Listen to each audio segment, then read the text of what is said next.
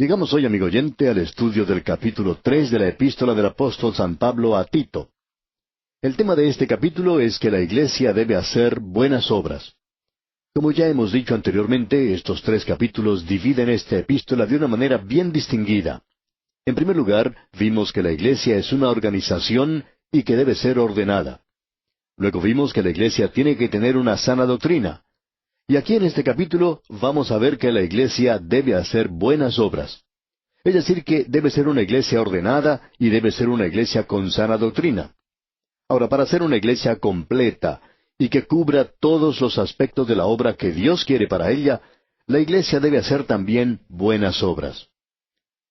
Ahora, en el primer versículo de este capítulo 3 de la epístola a Tito, encontramos estas palabras. Recuérdales que se sujeten a los gobernantes y autoridades, que obedezcan, que estén dispuestos a toda buena obra.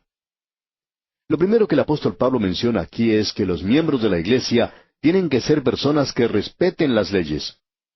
Es embarazoso cuando el predicador tiene que interrumpir algún servicio para informar a la gente que alguien ha estacionado su automóvil en una parte donde dice prohibido estacionar. En realidad esa persona está desobedeciendo las leyes de la ciudad. Y es necesario que los creyentes presten atención al hecho de que todo creyente debe estar sujeto a las autoridades y a los gobernantes. Creemos que un creyente debe obedecer las leyes del país en el cual vive, si ellas no están en conflicto o si no contradicen su deber y su relación con Dios, según el creyente lo ve. Ahora esto nos hace pensar en algo que creemos es muy importante e interesante porque puede ser de actualidad y se trata de lo siguiente. Si a un joven se le llama al servicio militar de su país, ¿debería ese joven ir a servir a su país de tal manera, cuando en sus convicciones religiosas él piensa de otra manera? Bueno, puede ser que a este joven se le ponga en una posición bastante difícil y que hasta se le llegue a acusar de no ser leal a su país. Sin embargo, puede haber posibilidades para este joven de servir en el ejército de su país sin tener que empuñar un arma para atacar al enemigo. Hay personas que tienen objeción a esto de llevar armas, y por cierto que pueden dedicarse a tareas en el ejército que no les obliguen a hacer estas cosas. Creemos que se debe hacer un esfuerzo para comprender a estos jóvenes. Aún así, nosotros debemos estar sujetos a los gobernantes y a las autoridades. La iglesia debe enseñar esto, ya que es parte de los mensajes que deben ser dados dentro de las iglesias a sus miembros. Ellos deben ser obedientes a los poderes establecidos, y no es que seamos obedientes a la persona, es decir, a un hombre, sino al cargo que él representa. Reconocemos que hay algunos policías que actúan de una manera bastante ofensiva. Sin embargo, debemos reconocer también que los criminales actúan de manera brutal y cruel en el presente. Pero nuestro deber es respetar ese uniforme. El hecho de que algunos se hayan comportado mal en el ejercicio de sus funciones no quiere decir que todos actúen de esa manera. Nuestro deber como creyentes es respetar el cargo que esa persona está ocupando, y debemos hacerlo porque él representa a ese sector de la sociedad que protege nuestro hogar y nos protege a nosotros. Amigo oyente, si no tuviéramos a estos policías, nos encontraríamos en una situación bastante precaria, por cierto. Ahora esto también nos presenta la cuestión de si un creyente debe o no debe entrar en la política. Bueno, creemos que el creyente individualmente debería estar en la política, pero no creemos que la iglesia debe entrar en la política. Si tuviéramos un verdadero movimiento del Espíritu de Dios en el día de hoy, de la iglesia saldrían hombres que podrían ocupar cargos en el gobierno en el presente. Esto fue lo que ocurrió en la época de Wesley en Inglaterra. Él se dedicaba a predicar el Evangelio y nunca trató de reformar al rey de Inglaterra o aún a la iglesia de Inglaterra. Él solamente se dedicaba a predicar la palabra de Dios, y los hombres se convertían bajo su predicación. Y de allí salían hombres que podían ocupar altos cargos en el gobierno. De allí nació ese gran movimiento laboral que ayudó tanto a los obreros de esa época. Comenzó de este esfuerzo de parte del predicador Juan Wesley. Allí comenzó ese gran movimiento en contra del trabajo de los menores de edad. Es necesario tener personas creyentes en cosas como estas. Pero la iglesia debe mantenerse fuera de la política, nunca debe involucrarse en esto como una organización. Y lo que el apóstol Pablo dice aquí de recuérdales, indica que esto tiene que dirigirse a las personas nada más. También dice que debe estar dispuesto a hacer toda buena obra. Y aquí en este capítulo a la iglesia se le dice que las personas que la forman tienen que estar dispuestos, tienen que estar deseosos y que tienen que aprender a realizar buenas obras. Ya vamos a ver eso al continuar en nuestro estudio. Ahora en el versículo 2 de este capítulo 3 de la epístola a Tito leemos, que a nadie difamen, que no sean pendencieros, sino amables, mostrando toda mansedumbre para con todos los hombres. La iglesia no solo tiene que estar lista, sino que tiene que haber una preparación, un gran deseo de hacer eso. Y también se nos presenta el lado negativo, que no debemos hablar mal de ninguna persona. Y según comprendemos esto, se nos está indicando aquí que no debemos repetir los chismes. Alguien ha dicho que es imposible creer lo que uno ha escuchado hoy, pero uno lo puede repetir. Y de eso es de lo que Pablo está hablando aquí. ¿Tiene usted pruebas de lo que está diciendo en cuanto a otra persona? También se dice que hay personas que creen cualquier cosa si uno se les susurra al oído. Tenemos que poner mucho cuidado de no hablar mal de ninguna persona, es decir, a no ser que tengamos pruebas, a no ser que sepamos por seguro de lo que estamos hablando. Y entonces creemos que puede ser señalado. Usted recuerda que el apóstol Pablo hizo esto cuando estaba hablando en cuanto a Demas, de que él le había abandonado y que amaba más las cosas del mundo. A él no le preocupaba decir una cosa así que era cierta. Luego notemos lo que aquí se dice en el versículo 3. Porque nosotros también éramos en otro tiempo insensatos. Y este es un cuadro de la persona que no es salva. Este es un cuadro de lo que era nuestra condición antes. Leamos todo este versículo 3 del capítulo 3 de la epístola a Tito. Porque nosotros también éramos en otro tiempo insensatos, rebeldes, extraviados, esclavos de concupiscencias y deleites diversos, viviendo en malicia y envidia, aborrecibles y aborreciéndonos unos a otros. Amigo oyente, ese es el cuadro del mundo perdido de hoy.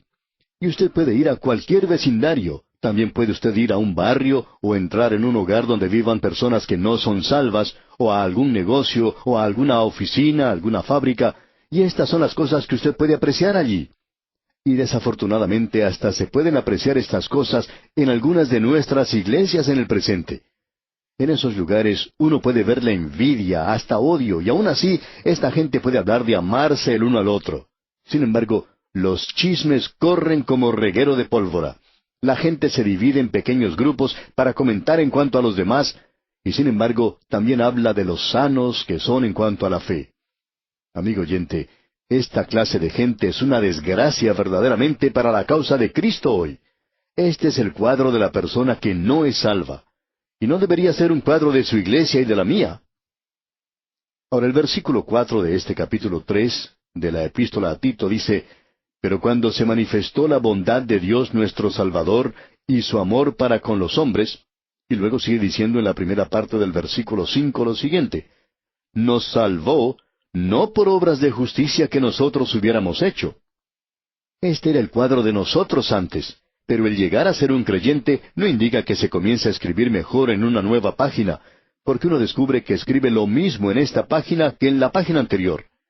Existe esa idea de tomar resoluciones nuevas, de prometer mejorar. Es malo que su vida haya sido como era antes. Sin embargo, amigo oyente, en el versículo 5 leemos que nos salvó, no por obras de justicia que nosotros hubiéramos hecho, sino por su misericordia. Amigo oyente, fue porque Cristo murió por nosotros y pagó el castigo de nuestros pecados, y ahora Dios está preparado para extender su misericordia hacia nosotros. Y es según su misericordia que Él nos salva. Y Él es rico en misericordia, tiene abundancia de ella. No importa quién sea usted, amigo oyente, Él puede salvarle a usted porque Cristo murió por sus pecados. Ya ha sido pagado el castigo por ese pecado y ahora Él le entrega a usted su misericordia, y usted puede presentarse completo en Él. Luego continúa diciendo en este versículo 5, por el lavamiento de la regeneración. Y esta palabra lavamiento que se nos presenta aquí nos habla de esa fuente de regeneración. El cuadro es de esa fuente o lavacro que estaba en el tabernáculo y luego en el templo. Y creemos que tenemos aquí lo mismo que el Señor Jesucristo dijo a Nicodemo en el capítulo 3, versículo 5 del Evangelio según San Juan. El que no naciere de agua y del Espíritu no puede entrar en el reino de Dios. y el agua representa la palabra de Dios. Amigo oyente, esta Biblia puede lavarle a usted. Tiene ese poder santificador, tiene poder para limpiar, es decir, limpiado por la palabra de Dios, lavado, el lavacro de la regeneración. Lo que sucede es que el Espíritu de Dios utiliza la palabra de Dios, nacido de agua y del Espíritu, el lavamiento de la regeneración. Y así es como uno nace de nuevo. Luego el versículo 5 concluye diciendo, y por la renovación en el Espíritu Santo. Es Él quien lo regenera a usted, Él solamente. Ese es el cuadro que tenemos aquí. Ahora en el versículo 6 dice, el cual derramó en nosotros abundantemente por Jesucristo nuestro Salvador. ¿Ha notado usted que Dios siempre tiene abundancia de todo? En cualquier cosa que Dios hace, hay abundancia. Cuando alguien nos dice, ¿sabe usted que oramos por tal cantidad de dinero y la cantidad exacta nos llegó? Sabemos que Dios lo hizo. Amigo oyente, sí, Dios puede darle la cantidad exacta, como también puede darle más de lo que necesita. Él puede actuar así abundantemente por Jesucristo nuestro Salvador. Y uno puede ver una y otra vez al leer a través de las páginas de la Biblia de todas las veces que Dios ha hecho cosas en abundancia. Él es capaz de hacer las cosas abundantemente, mucho más allá de lo que nosotros podamos pedir o pensar. Él no solo le da a usted la cantidad exacta, amigo oyente, Él puede, si es su voluntad, darle mucho más. Él siempre le da en abundancia. Ahora el versículo 7 de este capítulo 3 de la epístola a Tito dice, para que justificados por su gracia, viniésemos a ser herederos conforme a la esperanza de la vida eterna. Nuevamente el señal aquí hacia la esperanza del creyente, a la venida de Cristo por su iglesia. Ahora escuche una vez más lo que él dice en cuanto a las buenas obras aquí en el versículo 8. Palabra fiel es esta, y en estas cosas quiero que insistas con firmeza para que los que creen en Dios procuren ocuparse en buenas obras. Estas cosas son buenas y útiles a los hombres. Amigo oyente, el hecho mismo de que el creyente sea salvo por la gracia de Dios no le da a él una excusa para no hacer buenas obras. La realidad es que tiene que hacerlas, procurar ocuparse en buenas obras. El apóstol Pablo dice que en estas cosas Tito insista con firmeza. Después que usted ha sido salvo, Dios va a hablar con usted en cuanto a las buenas obras. Hasta ese momento, Él ni siquiera le está dirigiendo la palabra. Si usted está escuchando nuestro programa hoy y no ha aceptado aún al Señor Jesucristo como su Salvador personal, permítanos decirle, amigo oyente, que Dios no está ni siquiera interesado en sus buenas obras, porque lo que usted llama buenas obras, Dios llama trapos de inmundicia. La justicia del hombre es como trapos de inmundicia delante de Él. Él no quiere eso, amigo oyente, pero Él quiere salvarle. Y si usted viene a Él tal cual es, entonces Él le salvará. Y Él hace eso porque ya ha realizado algo por usted. Y Él no le está pidiendo a usted que haga nada. ¿Qué puede usted hacer por Dios? Pero ahora que usted ya ha sido salvo y es un hijo de Él, entonces Él quiere hacerle saber que quiere hablar con usted en cuanto a las buenas obras. Dios quiere que usted produzca algo. Él quiere que usted tome parte en las cosas de Él, y creemos que es en propagar, en esparcir la palabra de Dios en el presente. Esta es la razón por la cual nosotros seguimos repitiendo esto una y otra vez. Pensamos que usted tiene que tomar parte en la propagación de la palabra de Dios, en el esparcimiento de la palabra de Dios hoy. Y uno debe tener cuidado en cuanto a hacer buenas obras. Es decir, que esas son las cosas en las cuales usted debe pensar, considerar, analizar y desear hacer. Ahora el versículo 9 del capítulo 3 de esta epístola a Tito dice, pero evita las cuestiones necias y genealogías y contenciones y discusiones acerca de la ley, porque son vanas y sin provecho. El apóstol Pablo dijo que nosotros debemos defender la fe, pero no en argumentos o debates. Eso no es bueno, no da resultado y nunca lleva a nadie a conocer a Cristo como su Salvador. Quizá usted pueda derrotar eventualmente a alguna persona, pero usted no ha llegado a tocar su corazón y no le ha ganado a él para Cristo. Y aquí dice el apóstol en este versículo 9, pero evita las cuestiones necias y genealogías en el día de hoy. Esa es la razón de la existencia de este programa. Nosotros no desarrollamos ciertas cosas que son sensacionales en el presente.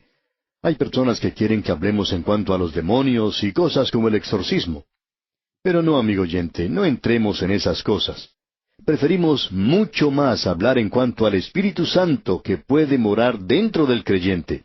Y si Él mora en usted, amigo oyente, el demonio nunca puede llegar a poseerle, porque mayor es el que está en vosotros, dice la palabra de Dios, que el que está en el mundo. Y eso es todo lo que necesitamos en cuanto a esto en el presente. Es muy fácil apartarse hoy, especialmente si usted no ha aprendido mucho de la Biblia.